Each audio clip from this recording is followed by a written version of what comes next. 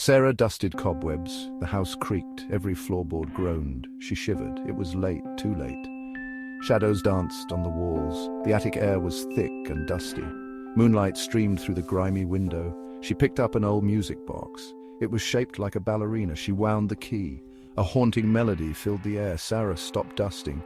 She turned toward the sound of footsteps. The footsteps were slow and heavy. They seemed to be coming from the far end of the attic, where a large ornate mirror stood covered in a dusty white sheet. Sarah stared at the covered mirror. She felt a chill. Why was she suddenly so cold? "Grandma?" she called out, her voice shaky. There was no answer, only the creaking of the old house and the eerie tune of the music box. Sarah put down the music box. She walked towards the mirror. Her heart pounded in her chest. She pulled the sheet off the mirror. A cloud of dust rose into the air. She coughed. The mirror was huge. It had an ornate silver frame, tarnished with age. The glass itself was cloudy, but she could see her reflection. She leaned closer. Who were all those people behind her? They were just shadows, she told herself, just tricks of the light. Sarah raised her hand to touch the cold glass. It was smooth and icy against her fingertips. But something was wrong. Her reflection wasn't moving. It just stared back at her, a strange, blank expression on its face. "What the?" Sarah whispered, her breath catching in her throat. This was creepy. This was really creepy.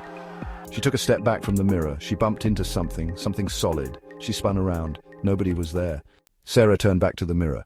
Her reflection still hadn't moved. It was like a photograph frozen in time.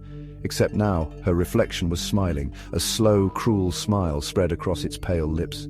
Sarah felt a cold dread creep up her spine. This was wrong, all wrong. She had to get out of here. She turned to run, but something held her back. Something was tugging at her shirt, holding her close to the mirror. She glanced back at the mirror. The reflection of the shadowy figure behind her was gone. Her reflection stood alone. It was still smiling, and it was reaching out from the mirror, its hand extended towards her. Sarah screamed.